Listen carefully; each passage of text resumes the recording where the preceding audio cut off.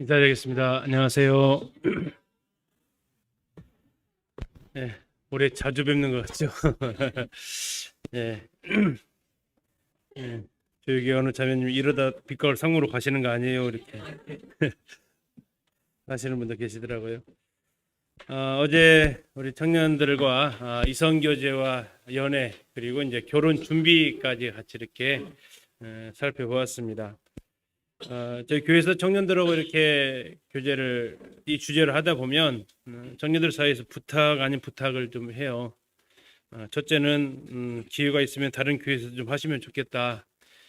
결혼을 뭐 내부에서만 하는 게 아니라 다른 교회랑도 해야 되는데 그래도 어느 정도 이렇게 소통하는 것이 비슷해야 우리도 결혼을 할 수 있지 않겠냐 하면서 그런 얘기 좀 하고, 둘째는 부모님께도 좀 해주시면 좋겠다.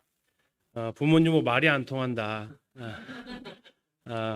교회에서 배웠다고 해도 아이고 살아보면 그런 게 아니야. 이렇게 이런 자꾸 얘기를 하신다. 그래서 부모님하고도 좀 얘기해 주시면 좋겠다라는 얘기를 해요. 그래서 실제적으로 이제 뭐 교회에서도 부모님들하고도 같이 얘기를 합니다. 흔히 말하는 세대 차이라는 게 있잖아요. 부모와 자녀들의 그 세대 차이. 예전에는 30년이 세대 차이라고 하는데 요즘은 12년 정도로 줄어들었대요. 그러면 이제 부모님들하고 자녀들하고는 몇 대 차이가 나는 거예요, 이게. 뭐 세대 차이가 아니라 두 번에 걸친 세대 차이 이상이 나는 것 같습니다. 그러면 그 서로 차이 나는 의견을 어떻게 하나로 모을 수 있을까? 부모의 의견을 따르든지 자녀의 의견을 존중하든지. 근데 그게 다 쉽지 않잖아요. 결국 유일한 방법 하나는 두 사람의 의견이 하나님 말씀으로서 정립이 되어지면, 부모님도 하나님 말씀을 향해서 자녀들도 또 하나님 말씀을 향해서 하게 되면 접점을 찾을 수 있는 커다란 장점이 있습니다. 어쩌면 이 세상에서는 영원한 세대 차이를 극복할 수 없다라면 그리스도 안에서는 하나님의 말씀을 통해서 그 세대 차이가 극복되어질 수 있는 복이 있는 거죠. 그래서 오늘은 이제 뭐 이성교제 연애 부분 또 결혼을 준비하는 부분이 아니라 결혼이 뭐고 누구랑 어떻게 결혼을 해야 되는지에 대한 성경에서 말하고 있는 부분들을 중심으로 살펴보려고 합니다. 그래야 부모들과 자녀들 사이에서 이 결혼으로 인한 서로 마찰이나 어려움들이 없기 때문입니다. 결혼하면 어떤 게 먼저 떠오르시나요? 결혼하기 잘하셨습니까? 후회되십니까? 이럴 줄 알았으면 결혼 안 하는 건데 하는 생각이 드세요? 여전히 생각해봐도 결혼 잘한 결정이다라고 생각이 드십니까? 자, 결혼에 대한 명언 4개를 보여드릴 텐데 나의 의견은 몇 번인가 한번 골라보세요. 1번, 나는 지금 지옥으로 가고 있다. 그 유명한 아브라함 링컨 대통령이 하셨던 말씀이랍니다. 근데 그것도 결혼식을 올리던 중에 나도 모르게 나왔던 말이라고 해요. 두 번째, 영국의 시인 바이런이 이렇게 얘기했답니다. 굉장한 적을 만났다. 아내다. 너 같은 적은 생전 처음이다. 뭐 이 바이런 아내도 비슷한 말을 하지 않았을까 싶습니다. 3번입니다. 소련의 도스토예프스키 작가죠. 아내에게 있어서 남편이 소중한 때란 남편이 없을 때다. 4번입니다. 솔로몬이 한 잠언입니다. 아내를 얻는 자는 복을 얻고 여호와께 은총을 받는 자니라. 자, 1, 2, 3, 4번 중에서 나는 몇 번입니까? 4번이 우렁차게 들렸습니다. 근데 이게 형제님들 쪽에서 하는 얘기가 아니라 자매님들 쪽에 들렸어요. 나 얻은 거 복으로 알아라는 얘기죠. 결혼에 대해서 참 사람들이 뭐 인생이 무덤이다라고 말하는 사람들도 있고요. 결혼에 대해서 이렇게 좋은 말 하는 사람들이 세상에는 참 많지 않습니다. 우리도 그렇게 살다 보니까 결혼에 대해서 우리도 이러한 긍정적인 모습보다는 또 안 좋은 쪽을 또 생각하기도 쉽습니다. 저도 이제 고민하는 부분 중에 하나가 우리 자녀들은 저와 아내의 결혼 생활을 보면서 결혼을 하고 싶어 할까 아니면 결혼이 주저들까 하는 그런 생각을 좀 해봐요. 우리 부모님들의 자녀들이 엄마 아빠의 결혼 생활을 보면서 나도 저런 가정 꿈꾸고 싶어 하는 마음이 들지, 내가 저래서 결혼하기 싫다니까 이러한 이 말을 내뱉고 있을지, 뭐 가장 가까이에서 볼 수 있는 결혼의 샘플 아니겠습니까? 그러면 우리의 결혼은 왜 이렇게 빗나가 있고, 성경에서 말하고 있는 그 결혼은 어떠한 모습인가를 오늘 좀 더 같이 살펴보고자 합니다. 결혼은 하나님에게 속한 것입니다. 마가복음 19장 6절에서 예수님께서 이렇게 말씀하십니다. 하나님이 짝지어 주신 것을 사람이 나누지 못할지니라. 우리가 결혼식 참석하면 어렵지 않게 들을 수 있는 성혼 서약 할 때 흔히 인용되는 말씀 중에 한 구절입니다. 결혼은 누가 짝지어 주신다고요? 하나님이 짝지어 주신다라는 겁니다. 하나님이 짝지어 주셨다면 사람이 그것을 나눌 수는 없다라고 말합니다. 나누지 못한다라고 말씀을 하세요. 그러면 이혼이 있어야 됩니까? 없어야 됩니까? 없어야 되잖아요. 그런데 이혼은 우리 주변에 흔히 있고요. 한국은 세 쌍이 결혼하면 한 쌍이 이혼한다라는 통계를 가지고 있을 만큼 이혼은 많이 일어나고 있고, 기독교계 안에서도 이혼은 일어나고 있고, 안타까운 것은 모임 안에서도 이혼들이 일어나고 있다라는 겁니다. 과연 그건 어떻게 해석할 수 있겠느냐? 아마도 그것은 하나님으로부터 짝지어진 결혼이 아니라 사람끼리 짝을 지은 결혼이 아닐까 싶습니다. 사람끼리 짝을 짓는 결혼은 하나님께로부터 인정받지 못한다라는 것이죠. 그래서 우리는 결혼을 하기 전에 이 상대방의 아내와 남편 될 사람이 하나님께서 짝지어 주신 사람인지 아니면 내가 좋아서 내가 결정해서 하는 사람인지, 이것이 이제 내가 좋아서 하게 되면 내가 싫으면 헤어지게 되어져 있거든요. 근데 하나님이 짝지어 주셨다는 얘기는 하나님이 둘 사이를 갈라놓을 때까지 우리는 스스로의 선택에 의해서 갈라지지 않겠다라는 약속이기도 합니다. 그래서 흔히 결혼식장에서 주례사 할 때 그렇지 않습니까? 흰머리가 팥뿌리가 될 때까지 죽음이 두 사람 사이를 갈라놓지 못한다. 이런 이야기를 하는데 이건 정말 결혼식 용어로 끝나고 결혼식 나가면 그런 것은 그냥 생각 속에서 사라져버리는 것은 아닐까 하는, 분명히 하나님께서 짝을 지어 주신다라는 거, 결혼은 하나님의 주권에 속해 있다라는 거, 이것은 부모님의 일도 아니고 결혼 당사자의 일도 아니다라는 것이 성경에서 말하고 있다라는 겁니다. 물론 하나님께서 짝에 대한 자유의지를 우리에게 주셨습니다. 그러나 더 정확하게 말한다면 우리는 하나님 앞에 이 자유의지를 다시 하나님 앞에 내어드릴 수 있는 이 양도한다 그러죠. 하나님께서 우리에게 주신 것을 다시 드릴 수 있는, 그래서 하나님께서 짝지어 주세요라고 말할 수 있는 그 이유가 무엇이냐? 하나님은 나보다 더 지혜롭기 때문입니다. 그리고 그분은 선하시기 때문입니다. 그리고 그분은 능력이 있으시기 때문이죠. 내가 하나님 앞에 이것을 맡긴다라는 것이 불안하지 않을 이유인 것입니다. 만약에 그 하나님이 능력이 좋은데 악하면, 하나님이 능력이 좋으신데 장난기가 심하시면 이것을 맡기기가 두려워지는 거죠. 왜요? 내 인생으로 장난치실까 봐. 그러나 하나님은 그런 분이 아니시다라는 신뢰. 그리고 나는 사람을 바라볼 때 외모를 봅니까? 중심을 봅니까? 그렇게 중심 보려고 해도 어른들 말로 10길 물속은 알아도 한 길 사람 속은 모른다고 해서 그 안에까지의 모습을 다 못 보잖아요. 그러나 성경은 말하기를 하나님은 무사람의 마음을 아신다고 하시기 때문에, 정말 하나님께서 마음을 아시는 하나님이 나보다도 사람을 정확하게 보신다라는 이 믿음, 이것이 이 결혼에 대해서 우리가 하나님 앞에 기도로서 내어 맡기는 것이 되겠습니다. 그래서 기도하지 않는다라는 건 뭡니까? 하나님의 판단보다는 내 판단이 더 옳다라는 생각을 하는 거고요. 하나님보다는 내가 더 사람을 잘 본다라는 생각을 하는 이런 오류에 있다라는 거죠.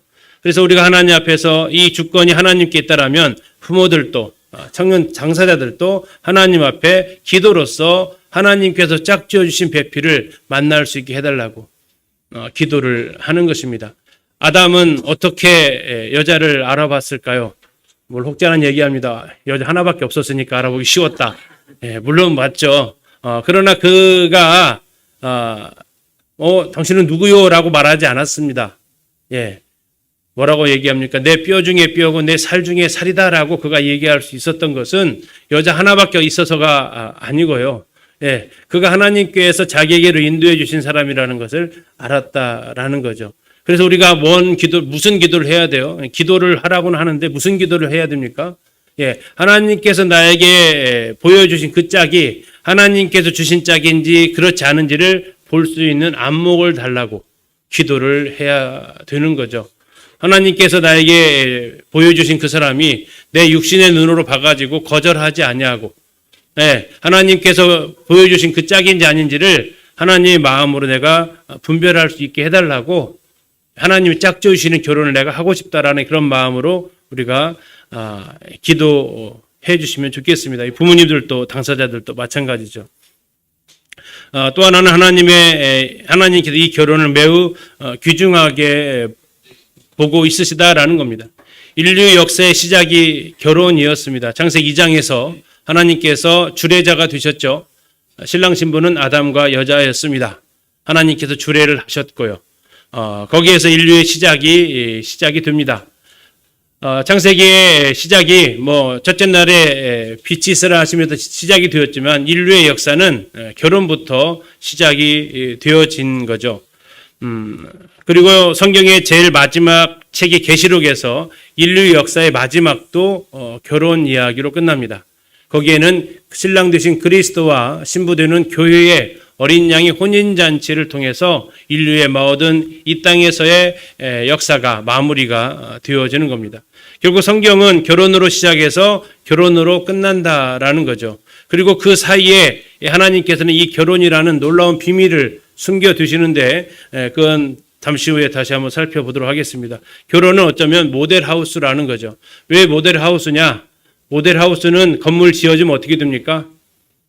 놔둡니까? 철거합니까? 철거합니다. 예, 이 땅에서 결혼 생활이 천국까지 이어집니까? 안 이어집니까? 예, 아쉬우세요? 다행이에요. 천국 가서도 이 남편하고 살아야 될 생각하는 것이 참 답답했는데 참은 다행이다 이런 생각이 드세요. 헤어져야 된다고요? 너무 아쉬운데요 하는 생각이 드세요. 이 땅에서의 결혼 생활이 하늘나라 가서는 더 이상 유효하지 않다라고 말씀하고 있어요. 그러니까 이것은 완전한 게 아니고 모델이었다라는 얘기죠. 무엇의 모델이었느냐? 그리스도와 교회의 모델이었다라는 겁니다. 그리고 모델하우스는 완성된 주택이 지어지면 철거되듯이 그리스도와 어린 양의 혼인잔치가 이루어지는 그때에 이 땅에서의 부부의 모델은 사라지게 된다는 겁니다. 거기에 이 비밀을, 놀라운 비밀을 바로 결혼이라는 이 제도 아래 하나님께서 두신 거죠. 그래서 성경학자들이 말하는 것처럼 하나님께서 구약에서 만드신 제도가 하나 있는데 그건 가정이라는, 부부라는 하나의 제도를 만드셨고, 신약에서 하나님이 또 하나 만드신 것이 있는데 그것은 교회라는 제도, 교회라는 기관을 하나님께서 만드셨다라는 겁니다. 하나님께서 만드신 것은 나라의 정부도 아니고요, 이 회사들도 아니고 기업들도 아닙니다. 하나의 가정, 하나의 부부를 만드셨고, 교회에서, 신약에서는 교회를 만드셔서 이 두 가지를 통해서 하나님께서는 보여주고 싶은 모델이 있었다라는 거죠. 그것이 바로 우리가 지금 섬기고 있는 교회와 그리스도와의 아름다운 교제의 관계입니다. 이것을 위해서 예수님께서는 커다란 대가를 치러 주셨죠. 십자가에서 자신의 목숨을 주시면서 교회를 구원하셨습니다. 에베소 5장 25절에 보면 그리스도께서 교회를 위하여 자기 목숨을 주셨다라고 표현하고 있는데요. 아담이 여자를 얻기 위해서 하나님께서 먼저 하신 것이 아담으로 뭐하게 하셨습니까? 깊이 잠들게 하셨다라고 나와 있습니다. 그것은 주님께서 죽으심을 연상케 하는 부분이죠. 여자는 무엇으로 만들었습니까?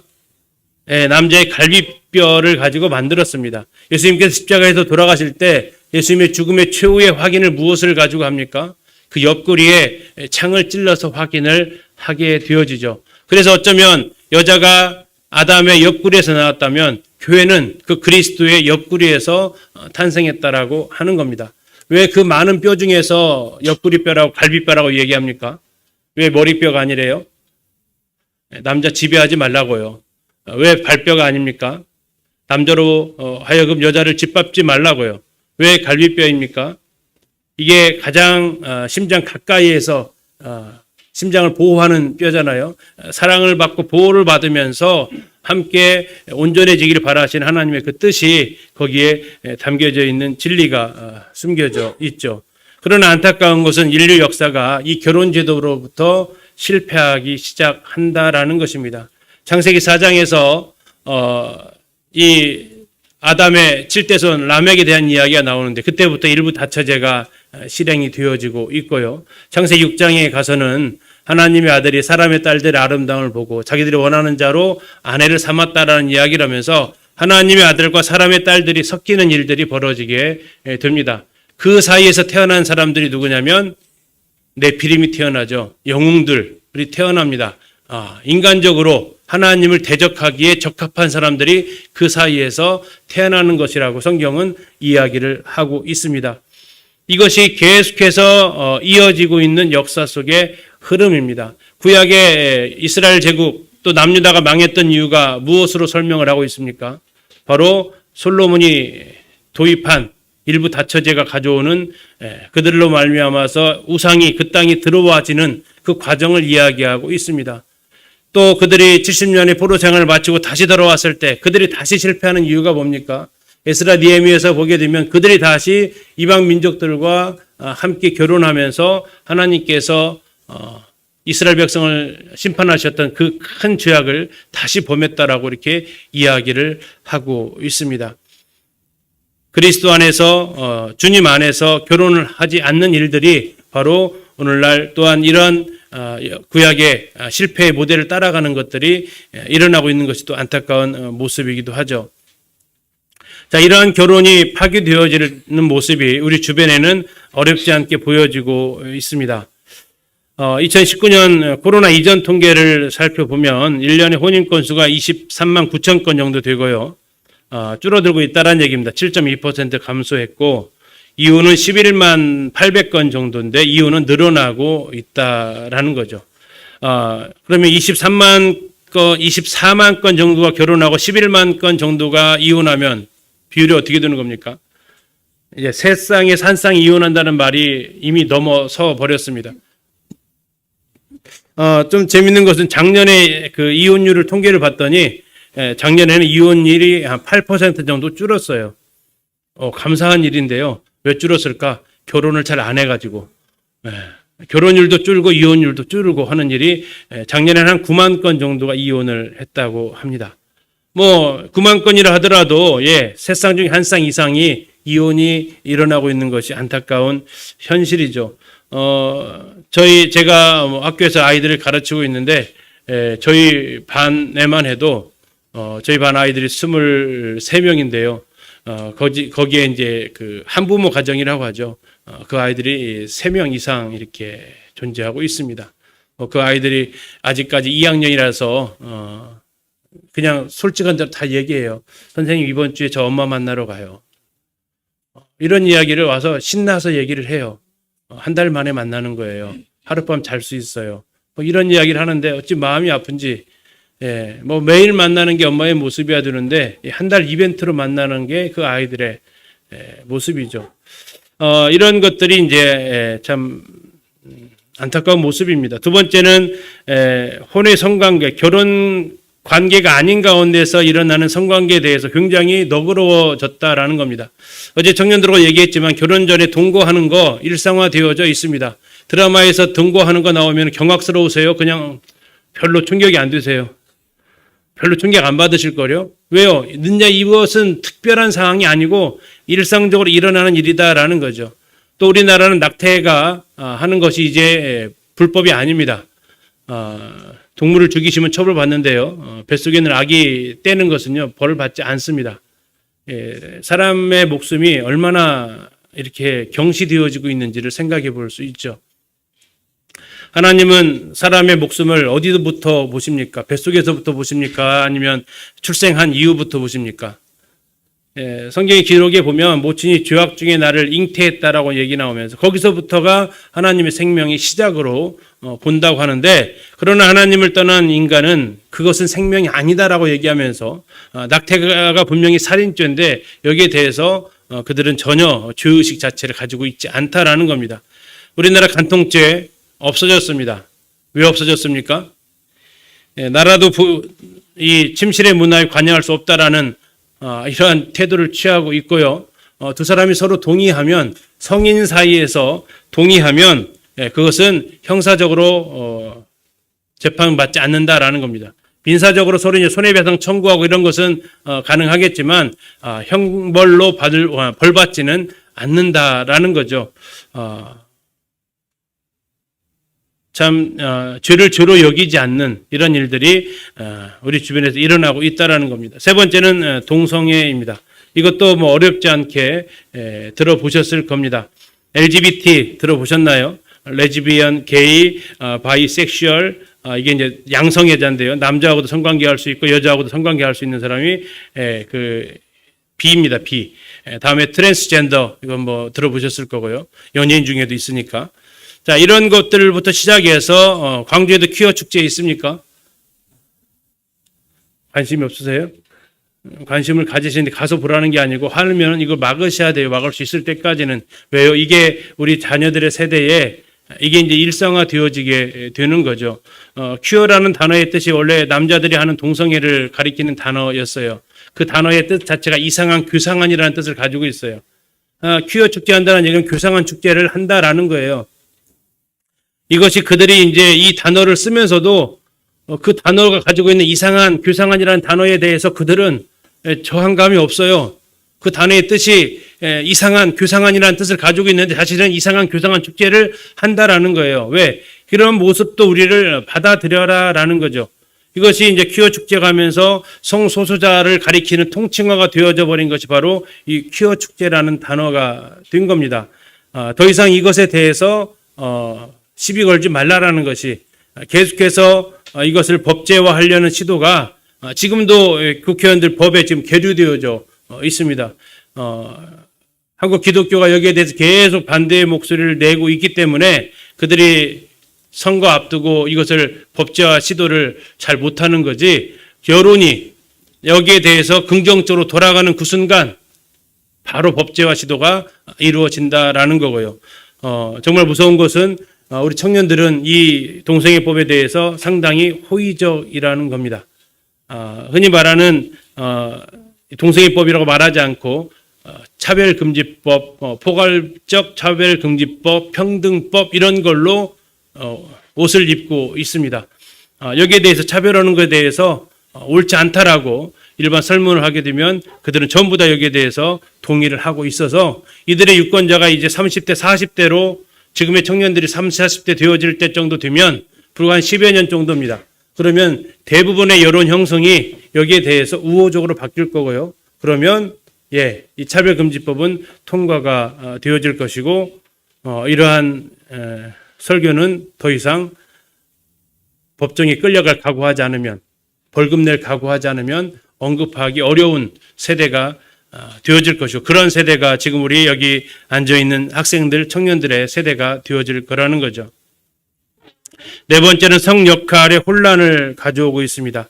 남녀 차별과 남녀 구별을 이해하지 못하는 일들이 벌어지고 있습니다. 학교에서 요즘 출석번호 어떻게 매기는지 아세요? 뭐 어렸을 때는 어떻게 하셨어요? 남자 1번부터 시작해서 또 여자는 21번부터 뭐 이렇게 하기도 하고요. 차별을 자꾸 한다니까 때로는 여자를 1번부터 시작해서 남자를 21번부터 하기도 했습니다. 요즘은 그 둘 다 차별한다고 해서 안 된대요. 그럼 도대체 어떻게 먹여야 돼요? 가나다 손으로 먹입니다. 가나다 손으로. 그러면 히읗 가진 성이 좀 데모 좀 하셔야 되지 않을까 싶어요. 왜 우리를 맨날 뒤에다 놓냐고. 맨날 우리는 왜 기다려야 되냐고. 기억 이번 나라에 큰 기여를 한 것도 아닌데 왜 히읗씨를 이렇게 차별하냐고. 이거 그냥 어차피 등수 매기는 것도 아닌데 여기에서 굉장히 민감해서 심지어 공문으로까지 내려와서 출석번호는 그렇게 가나다 순으로 해라라는 이 공문이 내려올 정도로 되어져 있는 거죠. 다음에 이제 페미니스트하고 이런 것들이 언론에서 계속해서 싸우고 있기도 합니다. 더 나아가서 교회 안에서도 안타까운 것이 이런 일들에 대해서 거의 가르쳐지지 않고 있다라는 거죠. 어제 청년들하고도 얘기했지만 결혼하라고는 많이 하시는데 결혼해야지. 그런데 어떻게 결혼해야 되고 어떻게 기도해야 되고 결혼을 위해서 무엇을 준비해야 될지에 대해서는 거의 가르쳐지지 않고 있는 현실이다라는 거죠. 그러다 보니까 청년들이 결혼할 준비가 딱 한 가지가 돼 있어요. 뭐예요? 나이. 나이는 꽉 채워져 있어요. 그리고 나머지는 준비가 되어 있지 않아요. 가끔씩 이렇게 맞선 자리에 이렇게 데려가면서 형제 자매들한테 물어봅니다. 결혼 왜 하려고 그래? 그러면 성경적인 답이 기대를 하고 물어보는데 전혀 거기에 대한 답이 나오는 게 아니에요. 뭐라고 제일 많이 할까요? 집에서 빨리 가래요. 이게 제일 많은 대답. 혼자 더 이상 못 살겠어요. 이게 두 번째 많이 나오는 대답. 결혼에 대해서 떠밀려서 하거나 어쩔 수 없이 인생에서 그냥 한번 해내야 되는 숙제처럼 여겨지고 있는 하나님께서 결혼을 그렇게 디자인하지 않으셨음에도 왜요?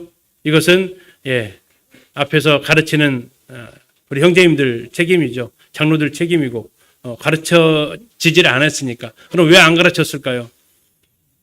죄송합니다. 배운 적이 없습니다. 저희들도 배운 적이 없어요.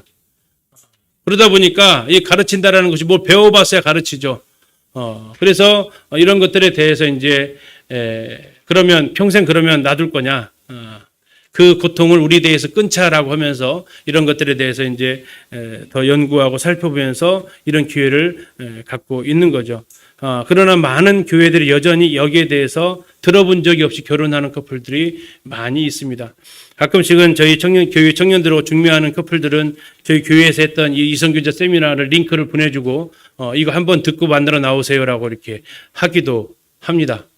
제가 하는 게 아니고 선보러 갈 때 자기들끼리도 하더라고요. 이렇게 기름높게 청년들하고 결혼을 하려면 이 정도는 이렇게 해야 된다. 우리 홍주자매도 들었나 모르겠는데 이렇게 하면서 왜요? 거의 가르침 받지 않으니까. 그래서 그 영상 보고 온 청년들의 반응이 어떤 반응이 나올 것 같으세요? 너무 낯설다라는 거죠. 너무 낯설다. 첫째는 들어본 적이 없었기 때문에 낯설고 꼭 그렇게 해야 되는 거예요 하면서 낯설고요. 아무튼 여기에 대해서 적어도 지역교회에서 이런 가르침들이 이루어져야 된다라는 거고요. 두 번째는 결혼도 준비되지 않았는데 1, 2년 사이에 가서 아이를 낳게 되면 부모로서는 더 준비가 안 되어 있죠. 그러다 보니까 자녀 하나를 낳고도 그들은 너무나도 힘든 시간들을 보내게 됩니다. 그런 부부들에게 30대 초반의 부부들에게 행복이라는 단어는 너무나도 먼 단어고 자기들이 생각했던 결혼의 모습은 지 현실과는 너무나 동떨어져 있다 보니까 이것이 너무나도 그들에게는 감당하기 쉽지 않은 현실이라는 거죠. 이런 부분들에 대해서 교회는 또 준비를 해줘야 된다라는 겁니다. 우리 청년들에 대해서 결혼에 대해서 가르칠 필요가 있고 또 부모들에 대해서 자녀 교육에 대한 부분들도 계속해서 하나님 말씀 안에서 가르침 받아야 됩니다. 이게 가르침 받지 않으면 어디로 갑니까? 요즘 제일 많이 가는 것이 오은영 씨한테 많이 가요. 어떻게 해야 되냐고. 또 텔레비전 프로그램으로 가죠. 우리 아이가 변했어요. 뭐 이런 것에 자꾸 이렇게 관심을 기울이면서 가게 되어진다라는 거죠. 그런데 거기에는 성경적 가르침을 하는 게 아니라 인본주의적인 가르침으로 계속해서 거기에 대한 접근을 하도록 하기 때문에 이게 안 맞는 거죠. 어느 교회 가서 이 부분에 대해서 이제 자녀 교육에 대해서 강의를 했는데 한 일꾼의 자녀가 고백을 했어요. 무슨 고백을 했냐면 성경에서도 자녀 교육에 대해서 가르쳐주고 있네요. 이 이야기를 하더라는 거예요. 그래서 그 일꾼 형제님도 깜짝 놀라신 거예요. 왜 놀랐어요? 나는 분명히 가르쳤는데 이 아이는 배운 것이 없다라고. 어떻게 성경에서 자녀 교육을 어떻게 하라고 가르치고 있다라는 걸 인지 알았다라는 그 자체가 충격이었다라는 거죠. 성경으로 충분하다. 왜? 성경에서 자녀를 낳으라고 했으면 하나님이 자녀를 어떻게 기를 것인지에 대해서 성경에 적어놓지 않았겠냐 하는 거죠. 결혼을 하라고 했다라면 결혼에 대해서 안 써놓으셨겠냐 하는 겁니다.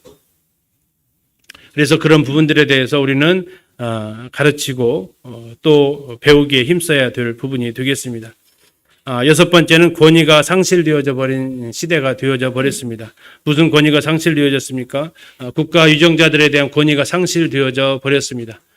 그들은 이제 얼마든지 우리의 뒷담의 대상이 되어져 버렸습니다. 성경은 한 번도 그분들 통치자를 통해서 뒷담화라고 한 게 아니라 그들을 위해서 기도하라고 했지만 기도가 되어지지 않고 오히려 이제 뒷담이 된 상태고요. 교회 인도자들, 장로들에 대한 권위도 많이 상실이 되어졌습니다.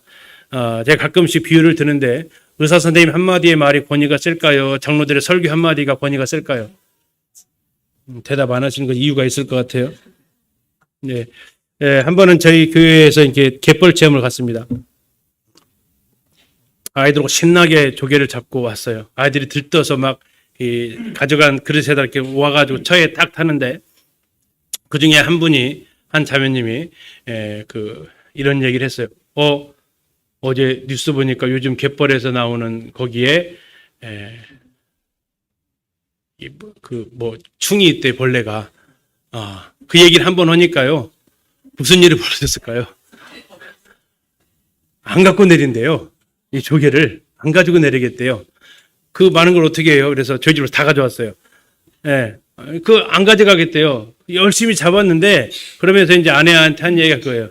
와, 의사 말도 아니고 뉴스 기사의 말 한마디의 파워가 이 정도로 세다. 근데 성경에서 이렇게 하면 안 된대. 이렇게 살면 안 된다라고 가르치면 그 말씀의 영향력은 얼만큼 갈까요? 별로 안 가요. 늘상 하는 얘기지 뭐. 이런 식으로 해요. 반드시 꼭 기도를 하시라고 이렇게 가르쳤는데도 가서부터 이제 기도해야 된다라고 기도를 실행하나요? 맞아, 기도해야지 하고 그냥 그러면 만약에 아까 그 차에 있었던 대로 맞아, 이 안에 기생충이 있을지도 몰라 하면서 갖고 내려요? 안 내리는 거죠. 혹시 그 중에 하나라도 있을까봐. 그 정도의 권위가 많이 떨어져 버렸습니다. 말씀에 대한 권위도 떨어져 버렸고요. 가정의 남편의 권위도 떨어져 버렸고, 남편들, 형제님들 계시는데 몇 순위인지는 아세요? 사시면서? 내가 우리 집에서 몇 순위래요? 1순위가 자녀들, 2순위가 반려동물, 3순위가 남편이래요. 반려동물 그래도 저는 안 키워요. 이것이 남자들의 가정에서의 아빠들의 권위가 많이 사그라진 거죠. 부모의 권위도 역시 같이 무너지고 있는 상실의 시대에 되어져 있습니다. 이런 것들이 왜 일어나냐 하는 거죠. 이런 것들이 바로 하나님의 말씀에 대해서 권위가 떨어져 버리고 있었다라는 겁니다. 우리 청년들하고 어제 얘기하면서 이렇게 결혼 세미나를 하는 커다란 두 가지 이유를 이야기를 했습니다.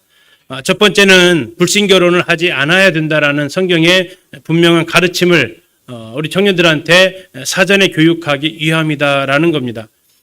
고린도서에서 말씀하고 있듯이 너희는 믿지 않는 자와 멍에를 함께하지 말라 하셔도 그 말씀, 이 말씀뿐만 아니라 구약에서도 하나님 믿지 않는 민족과 결혼하지 말라겠고 신약에서도 오직 그리스도 주 안에서만 결혼하라는 말씀이 기록되어져 있습니다.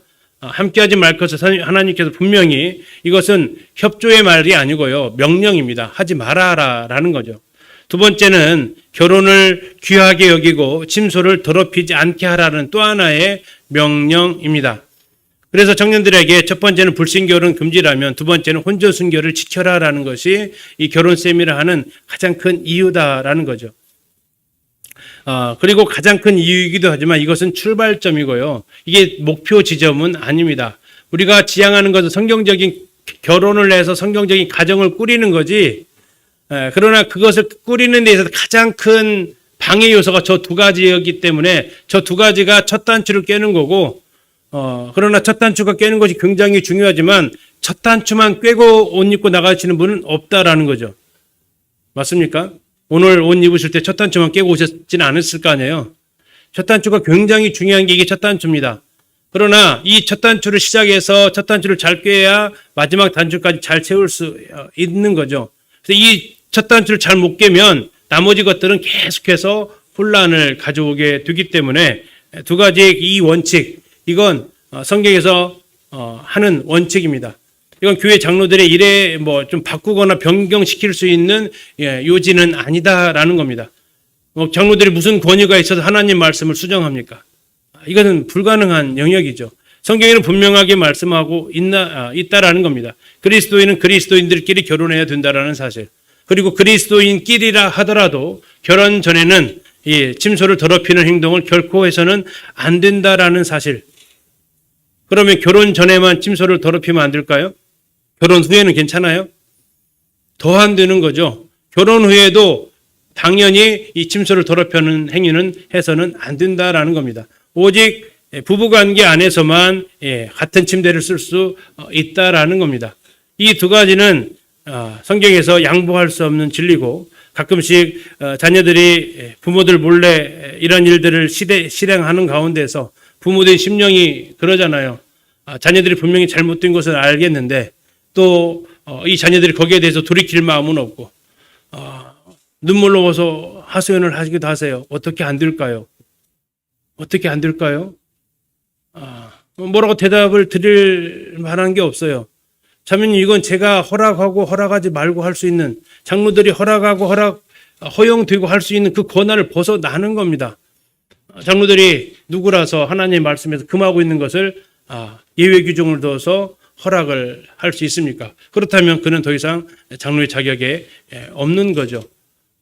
하나님 말씀에 대해서 가르치라는 역할은 주어졌지만 상황에 따라서 그것을 변화시켜라라는 그 자격을 준 적이 없다라는 겁니다. 하나님께서 금하신 것을 누가 손을 댈 수 있겠습니까? 하나님께서는 결혼을 존귀하게 여기라고 말씀하셨다라는 사실입니다. 하나님은 결혼을 귀중하게 보신다라는 거예요. 그래서 우리도 귀중하게 결혼을 봐야 한다라는 겁니다. 부모님들도 마찬가지고 우리 청년들도 마찬가지고 결혼은 정말 존귀하다. 결혼은 정말 중요하다라는 거예요. 중요한 거면 그만큼 시간을 투자하는 거고, 중요한 거면 거기에 우리의 에너지를 투자하고 우리의 물질을 투자하는 겁니다. 중요하기 때문에 그래요. 자, 그 중요성을 그러면 누가 결정짓느냐라는 겁니다. 누가 결정짓느냐? 그건 하나님께서 결정을 짓는다라는 거예요. 선과 악의 기준을 하나님께서 정하셨듯이 이것의 중함과 중요하지 않음도 하나님께서 결정하시는데, 하나님께서 말씀하시기를 모든 사람은 결혼을 존귀하게 여기라라고 말씀하셨습니다. 왜요? 하나님이 존귀하게 여기신다라는 의미가 같이 딸려 있죠. 왜 결혼이 존귀한가를 좀 살펴보겠습니다. 첫 번째, 결혼은 하나님과의 관계 속에서 존귀합니다. 다시 말하면 하나님이 직접 이 결혼을 만드셨다라는 겁니다. 그리고 하나님께서 직접 축복하셨다라는 거예요. 하나님께서 아담을 만드시고 하와를 직접 자신의 손으로 만드셨을 뿐만 아니라 두 사람을 연결시켜 주었다라는 겁니다. 똑같은 그림이라 할지라도 그 그림의 사인이 누구로 되어져 있느냐에 따라서 그 그림의 값어치는 완전히 달라지게 됩니다. 예전에 그 어떤 편지가 이렇게 주고받은 편지가 있었어요. 그런데 그것이 별로 글씨도 별로 안 좋고 필적도 별로 안 좋았단 말이에요. 근데 그 편지 뒷면에 이름이 사인이 딱 쓰여졌는데 그게 유명한 사람의 사인이 딱 되어진 그 순간 그 허름한 편지 한 통이 어마어마한 가치를 부여받게 된다라는 거죠. 이 결혼이라는 것은 하나님께서 중요하게 여기셨다라는 겁니다. 우리 청년들 축구 잘 보십니까? 해외 축구. 우리 손흥민 선수가 축구하고 나서 유니폼 벗어주면 얼마나 땀이 많이 났습니까? 그렇죠? 땀내가 흔히 말하는데 땀내가 쩔었잖아요. 그러면 그거 받고 싶어요? 받기 싫어요? 우준이 형제 받고 싶어요? 받기 싫어요? 너무 받고 싶어요. 땀내가 쩔었는데. 내가 입던 것도 아니라 나 입던 거 주는 건데. 괜찮아요? 왜 그래요? 근데 혹시 제가 입던 옷을 준다고 하면 근다고 그렇게까지 표를 낼 필요는 없는데 뭐 맞지도 않겠지만 별로 관심 자체가 없죠. 왜요? 그 사람이 누구 거냐라는 거예요. 그게 누구 거냐? 하나님께서 직접 이것을 제정하셨기 때문에 이것은 그만큼 귀하다라는 겁니다. 어제도 청년들한테 얘기했어요. 미켈란젤로의 천지창조 작품에다가 손댈 사람이 있어요, 없어요? 거기다가 손대면요, 그건 난리 나는 거라고요. 베토벤 악보를 치는데 이게 자꾸 안 맞는 것 같아서 거기다가 악보를 하나 지우고 연주를 한번 해보세요. 대회 나가가지고 무슨 일이 벌어질까요? 그건 틀렸다고 어제 창의적이다고 얘기하지 않아요. 그 악보에다가 손을 댄 있는 사람은 베토벤밖에 없다고요. 뭐 돌아가셨으니까 절대 거기에다 해서 그 이상 할 수 있는 것은 없죠. 그리고 그렇게 하려면 거기다가 써놓죠. 변주곡이라고 뭐 써놓지 뭘. 내가 자기가 어쨌든 했다. 그 명작에다가 손을 대는 그 순간부터 뭐가 이루어집니까? 손해배상을 감당을 해야 되는 거예요. 하나님께서 만들어 놓으신 이 결혼이라는 걸작품에다가 내 생각을 덧칠하지 마시고 내 생각과 안 맞는다고 해서 빼내지 마시고 그거 있는 그대로 받으셔야 우리는 그 작품의 가치를 존귀하게 여기고 있다라는 겁니다. 두 번째는 이 결혼이 왜 존귀하냐면 그리스도와 관련되어져 있기 때문이다라는 겁니다. 앞에서 말씀드렸듯이 이 결혼에는 그리스도와의 연관성이 들어져 있는데요. 예수님께서 이 땅에 오실 때 창세기 3장 15절에 약속된 대로 여자의 후손으로 오셨습니다. 마리아를 통해서 태어나셨죠. 두 번째는 예수님은 첫 번째 기적을 가나 혼인잔치에서 물로 포도주를 변화시키는 기적을 행하셨습니다. 어쩌면 많은 기적이 있는데도 불구하고 왜 첫 번째 기적이 갈릴리 가나의 혼인잔치 기적이냐? 어쩌면 인류의 첫 번째 죄악이 들어온 것이 어디에서 들어왔습니까? 부부 사이에서, 가정에서 들어왔어요. 깨어져 버렸다고요. 그런데 그 하나님께서 이 땅에 오셔서 첫 번째 베푸셨던 그 기적은 그 혼인잔치의 기쁨을 다시 회복시키는 표적이었다라는 겁니다. 혼인잔치에서의 포도주가 다 떨어졌다라는 것, 그건 기쁨이 사라졌다라는 의미를 가지고 있습니다. 포도주 자체 가지고 있는 의미가. 이제 창세 이후로 아담과 하와를 통해서 시작되었던 결혼의 기쁨이 죄가 들어오면서부터 사라져버린 상태였고요. 그러는 가운데 예수님께서는 이 결혼식에 물로 포도주를 만드시면서 결혼의 기쁨을 다시 회복을 시키시는 모습을 보게 됩니다. 또 예수님께서는 천국의 상징으로 결혼을 비유하고 계시죠. 또 결혼을 그리스도와 교회사의 관계로 예표로서 보여주고 계십니다. 또 계시록에 있는 사도 요한이 이 결혼에 대해서 말씀하게 그 성령의 감동하심을 주시기도 하셨고요. 이 결혼은 예수님께서 이렇게 출생부터 시작해서 그 제자들의 사역에 이르기까지 이것을 계속해서 하나의 예표로 다루고 계시는 측면에서 예수님께서 자주 언급하셨다는 측면에서 존귀하다라고 할 수 있겠습니다. 결혼식 장면을 우리가 잠시 이렇게 돌아가 보면요. 어떤 것의 가치를 알고 어떤 것이 어떤 중요성을 가지고 있는지를 알려면 처음 시작을 어떻게 했는지를 볼 때 우리는 알 수 있습니다. 잘 아시는 대로 결혼의 시작은 창세기 2장에서 시작을 합니다. 제가 좀 빠르게 읽겠습니다. 아담이 돕는 배 필요 없으므로 여호와 하나님 아담을 깊이 잠들게 하시니 잠들매 그가 그 갈빗대 하나를 취하고 살로 대신 채우시고 여호와 하나님 아담에게 취하신 그 갈빗대로 여자를 만드시고 그를 아담에게로 이끌어 오시니 아담이 이르되 이는 내 뼈 중에 뼈 살 중에 살이라 이것을 남자에게 취하였은즉 여자라 부르리라 하니라. 이러므로 남자가 부모를 떠나 그의 아내와 합하여 둘이 한 몸을 이룰지로다. 아담과 그의 아내 두 사람이 벌거벗었으나 부끄러워하지 아니하니라. 여기에 하나님께서는 결혼의 많은 비밀들을 담아 놓으셨다라는 겁니다. 그 중에서 몇 가지만 좀 살펴보면요. 결혼 제도는 하나님께서 직접 제정하셨다라는 겁니다. 하나님은 하나님의 형상대로 남자와 여자를 창조하셨습니다. 그리고 창세기 2장에 보면 동시에 창조하시지는 않았다라는 겁니다. 남자를 먼저 창조하셨고 여자를 창조를 하시게 되는데 그 과정을 창세기 2장 18절부터 보게 되면 아담에게 생물의 이름을 지어주도록 하십니다. 아담은 동물들이 자기에게로 나와왔고요. 이름을 지어줍니다. 자, 우리 주력교식으로 말하면 너는 코가 길으니까 코끼리구나.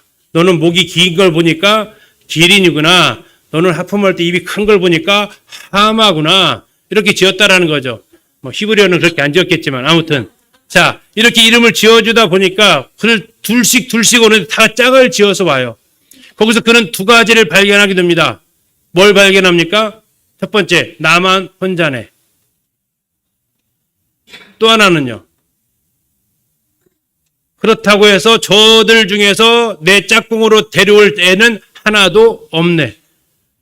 내가 짝이 없다고 코끼리 안고 코끼리를 옆에다 세울 수도 없고 짝이 없다고 예쁘다고 해서 그 사슴을 옆에다가 세울 수도 없다라는 거죠. 왜요? 나랑 너무 다르니까.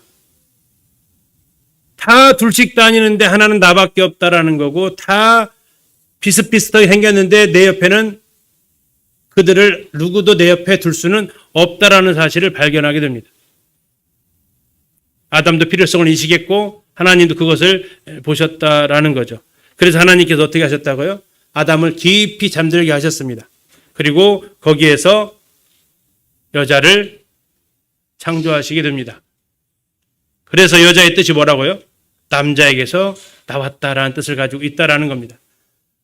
자, 남자와 여자가 차이가 많이 난다고요? 조금 난다고요? 어제 안 들으신 분들은 차이가 많이 난다라고 생각하시게 되는데요. 그렇게 많이 차이 안 난다고요. 왜요? 차이 나면요, 하나님은요, 남자 따로 만들고 여자를 따로 만들었으면 엄청나게 차이가 나야 돼요. 그렇죠? 근데 하나님 여자를 만드실 때 따로따로 만들지 않으셨다고요. 아담에게서 취해서 만들었다고요. 그러다 보니까, 쉽게 표현하면 갈비뼈 하나만큼 차이가 난다고요. 99%는 갖고 1%가 다른데 우리는 같은 것은 별로 집중 안 하고 뭐에다만 집중한다고요? 다른 것만 집중하다 보니까 다른 것이 굉장히 커 보인다고요. 하얀 도화지에 점 하나 찍어놓으면 굳이 우리는 뭘 찾아낸다고요? 눈을 크게 뜨고 그 점을 찾아낸다라고요. 대단한 실력이잖아요. 그 넓은 하얀 면은 안 보여요. 뭐가 보이냐고 할 때 하얀색 도화지가 보인다고 말하는 사람은 정말 없어요. 까만색 점이 보이네요. 빨간색 점 찍어놓으면 빨간색 점이 보이네요. 찾지 하얀색 도화지라고 찾지 않는다라는 거예요. 많은 공통점이 있음에도 불구하고 우리는 서로 다르다. 그렇지 않다라는 겁니다. 두 사람은 그렇게 차이 나지 않아요. 그렇게 되려면 하나님이 그냥 사슴 데려다 놔도 되고요. 다른 애들 데려놔도 돼요. 그러나 아담은 딱 봤을 때 다르지 않다라는 거예요. 내 뼈고 내 살이다라는 거죠. 그렇게 해서 하나님께서는 이 사이에서의 결혼을 시작을 하신다라는 겁니다. 두 번째, 남녀가 한 몸을 이루는 것은 결혼 안에서만 가능하다라고 창세기 2장 25절에서 말씀하고 있는데요.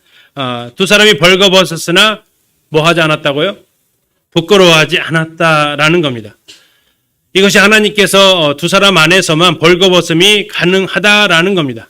그런데 이 벌거벗음 전에 이루어질 일이 있다라는 거예요. 창세기 2장 25절 말씀 뭐라고 말하고 있습니까? 잘 보시면요. 아담과 그의 아내 두 사람이 벌거벗기 전에 25절입니다. 24절이 먼저 있었다라는 겁니다. 24절이 뭐라고 하고 있습니까? 남자가 부모를 떠나 그의 아내와 연합해서 둘이 한 몸을 이루어야 된다.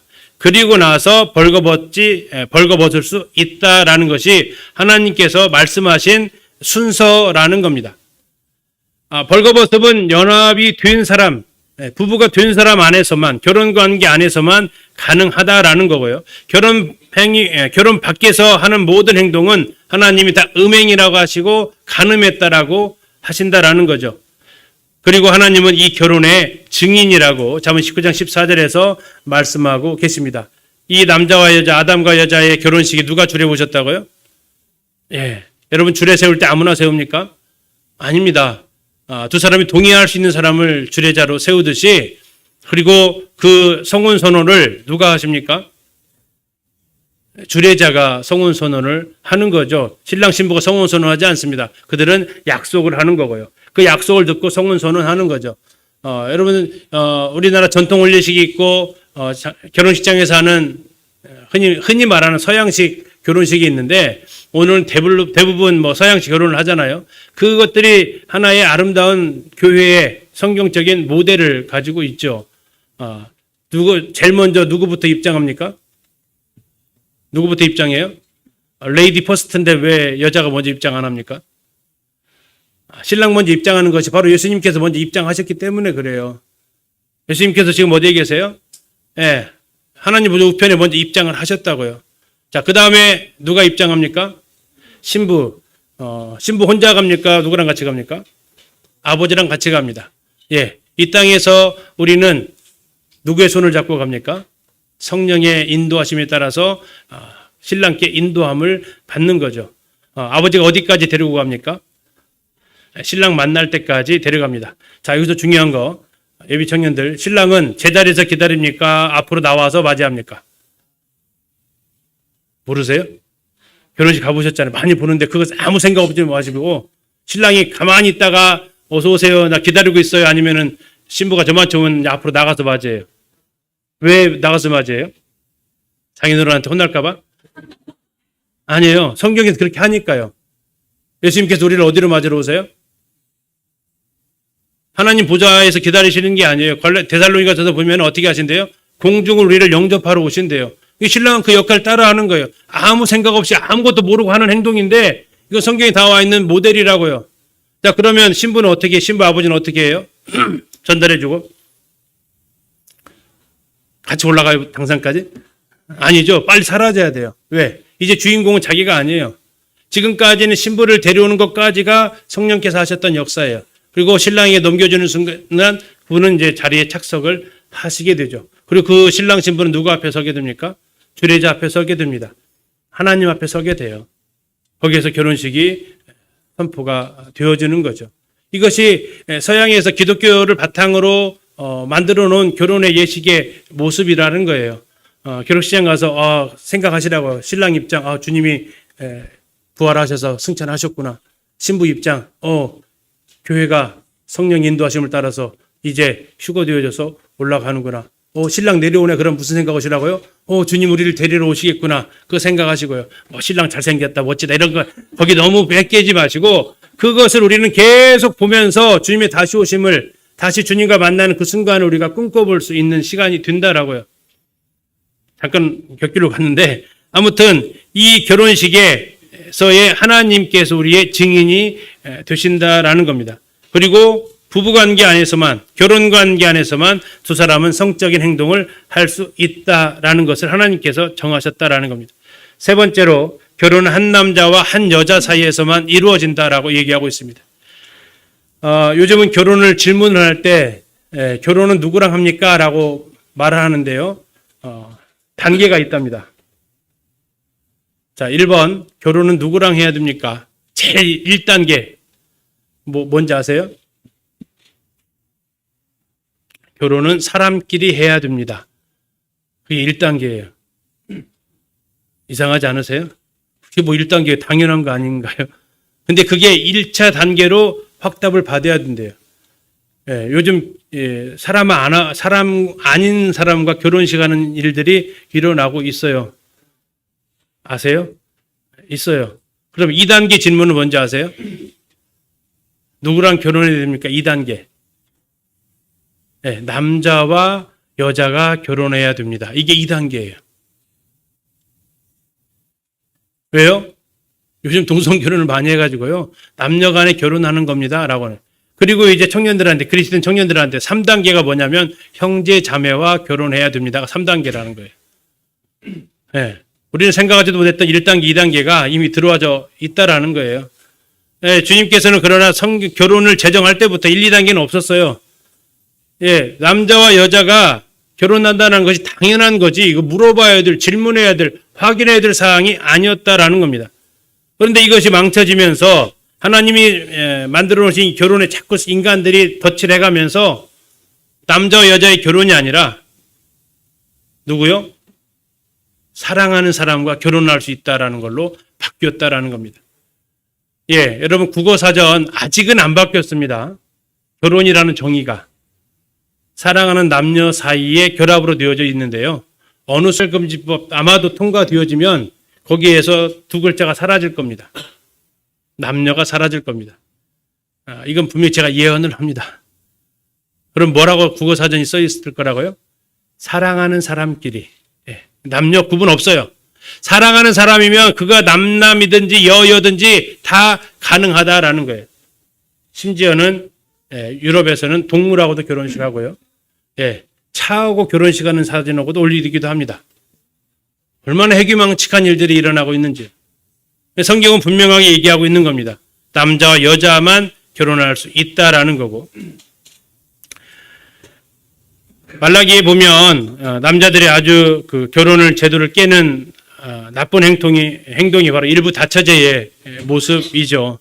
말라기 시대 이스라엘 여자들이 한 여자로 만족하지 못하면 합법적으로 결혼할 수 있는 것은 뭐였냐면 두 사람을 데리고 사는 게 아니라 이 부인을 쫓아내는 겁니다. 쫓아내고 새로운 부인을 얻는 이 형태를 그들이 행했다라는 거예요. 그래서 하나님께서는 그것을 미워하신다라고 표현하고 있는 겁니다. 인간들 사이에서 하나님이 만들어 놓으신 이 결혼의 아름다운 모습들이 깨어져 가고 있다라는 겁니다.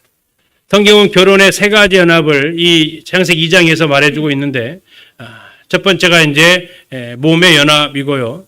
두 번째가 혼의 연합이고, 세 번째가 영의 연합을 말하고 있습니다. 그러나 우리는 결혼하면 몸의 연합만 자꾸 생각을 하는데 그렇지 않다라는 겁니다. 순서는 몸, 혼, 영이지만 먼저 우리가 기억할 것은 결혼에 들어가기까지는 이 순서는 뒤에서부터 올라간다라는 겁니다. 첫 번째는 영의 연합이 먼저 이루어져야 됩니다.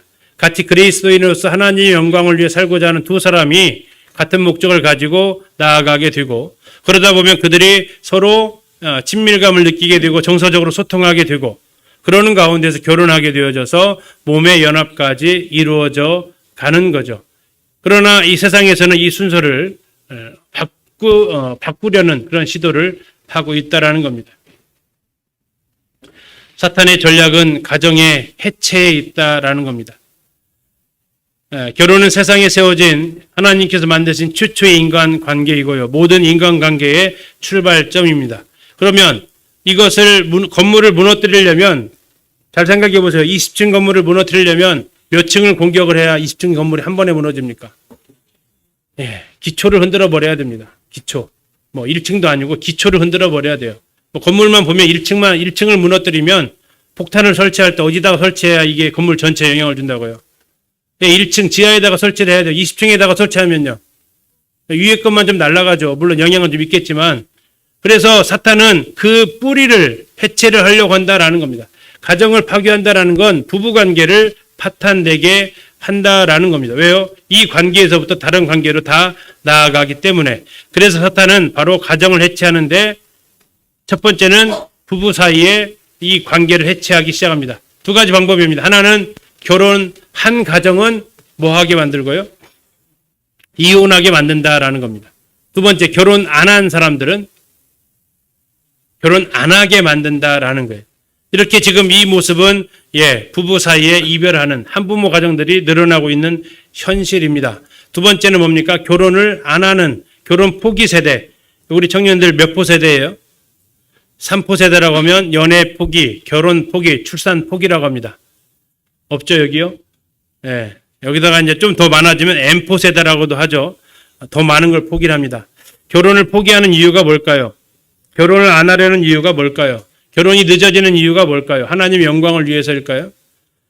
저희 교회도 나이를 넘긴 우리 청년들이 있습니다. 그래서 그냥 가끔씩은 이렇게 물어봅니다. 왜 결혼 안 해? 하나님의 영광을 위해서 안 한다면 더 이상 얘기 안 할게. 하나님의 영광을 위해서 결혼 안 하겠다면 그렇게 선언하고 절대 선 접촉 안 할게. 근데 정말 그건지 아니면 귀찮아서 그런지 나 혼자도 충분히 행복하게 살 수 있어서 그런지 한번 솔직히 말했으면 좋겠다라고 이야기를 하기도 합니다. 결혼을 안 하는 이유가 무엇일까요? 왜 결혼을 그들은 하지 않으려고 할까요? 젊은이들의 가장 큰 특징 중에 하나는 너무 고생스럽다라는 이야기를 합니다. 너무 힘들다라고 이야기를 합니다.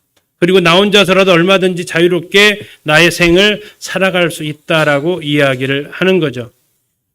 이것은 헌신하고 싶은 마음이 조금도 없는 거고요. 하나님 말씀에 순종하고 싶은 마음이 사라져가고 있다라는 겁니다. 그냥 내가 하나님이 되어져 가는 거죠.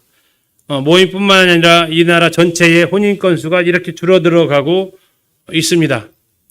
엄청나게 줄어들고 있습니다. 10년 만에 반토막 났습니다, 거의. 자, 그래서 요즘은 미혼이라고 하지 않습니다. 뭐라고 하는지 들어보셨어요? 비혼이라고 얘기를 합니다. 미혼과 비혼은 무슨 뜻입니까? 무슨 차이가 있어요? 미혼은 아예 결혼 자체에 대해서 관심이 없다라면 비혼은 결혼식은 안 하지만 나머지는 다 하는 사람들입니다. 심지어 아이까지도 낳습니다. 인공 수정해가지고. 뭔만 싫어요? 그 남편만 싫은 거죠. 그 시댁이 싫은 거예요. 헌신하는 것 자체가 싫은 겁니다. 그들은 결혼 계획이 없다라고 말하는데 20대의 미혼 남녀 5명 중 1명이 그렇다고 합니다. 그들에게 물었더니 결혼을 반드시 해야 한다라는 응답이 어느 정도입니까? 해야 한다? 얼마라고요? 예, 매우 그렇다 1%, 그렇다 9%, 여자는 10% 정도가 해야 된다라는 쪽입니다. 남자는요, 약 26% 정도가 해야 된다라는 쪽이고요. 뭐 아니다라는 쪽이 훨씬 더 많습니다. 결혼은 필요 사항이 아니라 극히 선택 사항이다라는 거죠. 결혼의 문화에 대한 그들의 의견도 비슷합니다. 남녀가 결혼하지 않아도 함께 살 수 있다라는 겁니다.